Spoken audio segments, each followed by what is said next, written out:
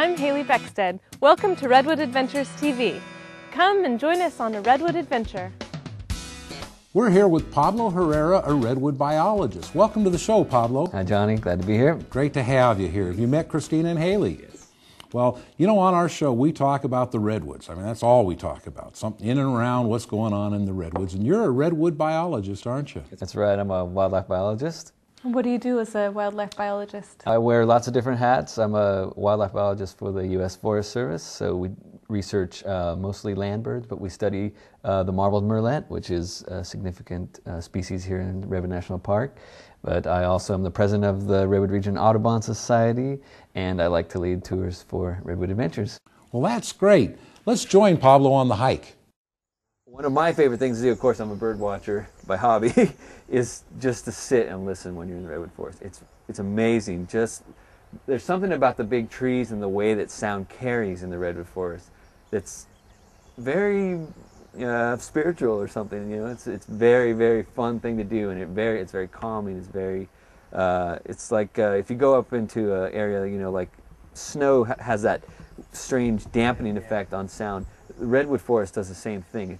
Anyway, we're sitting here listening to a couple bird species, and one is a beautiful winter wren. This is a bird that's about an inch or two long. It's a tiny little guy. Lives all year round here in the redwood forest, and they call him winter wren because very few species will sing during the winter. But this guy, as you can hear, he'll go on all year long. He's great. There's a couple other Pacific slope flycatchers. The one that sounds like someone's whistling, calling their dog.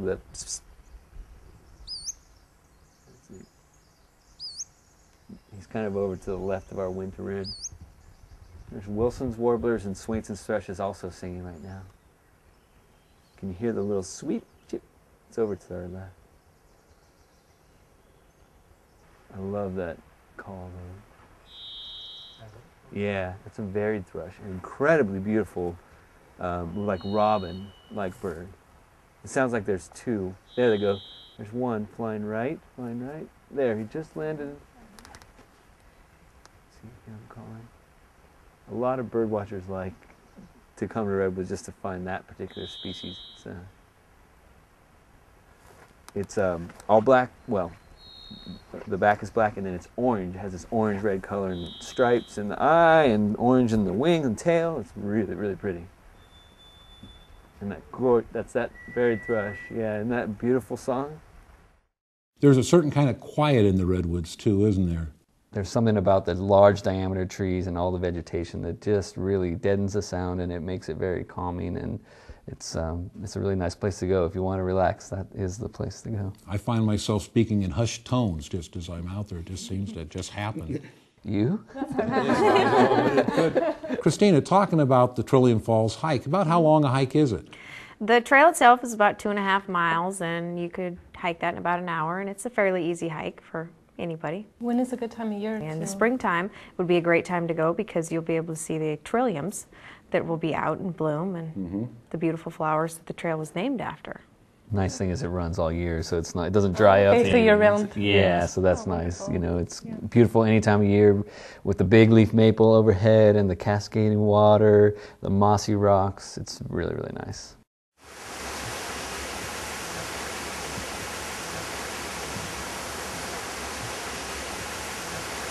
So here we are at Trillium Falls. Really beautiful. You can see that this has been really active for a long time with the erosion. It goes year round. It's probably fed by a spring. You know, we don't have any snow melt here, but we get lots and lots of water accumulated here with fog. Redwoods get about an inch of rain or precipitation just from the fog in the summers, because it doesn't typically rain here in the summer, but they need that ongoing moisture to grow. Trillium Falls is named for Trillium obatum, which is a beautiful wildflower. There's some further up the trail. My favorite name for that is a common name called western wake robin, and they call it that because it wakes up the robins in the spring, because it flowers very early in the spring.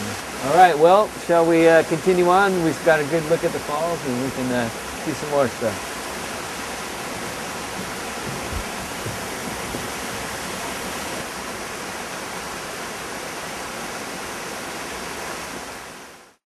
I think it's one of the most photogenic trails in the park. Especially any place you have water, the sound of the water through the park and the reflection of those big trees. Sometimes you shoot your camera into the water and get this great shot of this reflection. And I think, too, the winter is a good time because the deciduous trees have dropped their leaves. In fact, my wife Mary and I were on a hike a couple weeks ago at Redwood Creek, and the maple leaves must have been 8-10 inches deep on the trail, and that was fantastic. Those big leaf maples they're well named. Yeah. Well, and we get so much water and rain in the park here that the habitat's kind of used to it. The water flows off, and you can get around. You wear a good pair of boots. I mean, well, yeah. In the summer, in the spring, you have the wildflowers and the birds singing because they're on their territories. But even in the fall and the winter, when it's a little more damp around here, it rains a little bit, we can say. A little bit. Yeah.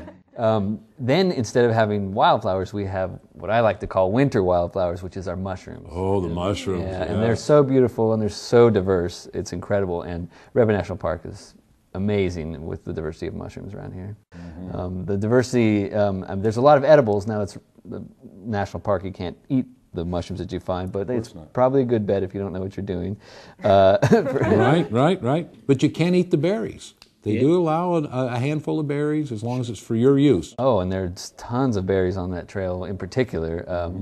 Boy, red huckleberry, evergreen huckleberry, there's salal berries, there's blackberries, there's an amazing variety of berries in there. So you can see the flowers on these berries all have flowers in the spring, and then later in the fall when they're all ripe, you could maybe take one or two. Oh, the huckleberries are my favorite. That's right. So we say to people, if you go in the park, take a guide, take a guidebook, take a map, know what you're doing. Don't get in trouble out there. It's a great time and have some fun, but take a minute and respect the environment and learn about it. And there's so much to know in there. Oh, it's amazing. I like to take field guides, mushroom field guide, bird guide, and if you have a tour guide too, that's nice. Well, thanks again, Pablo, for being on the show. Thanks. It was fun. Well, great. Glad you enjoyed it. Thanks, Christina. Thanks, Haley. Thank you for joining us at Redwood Adventures TV.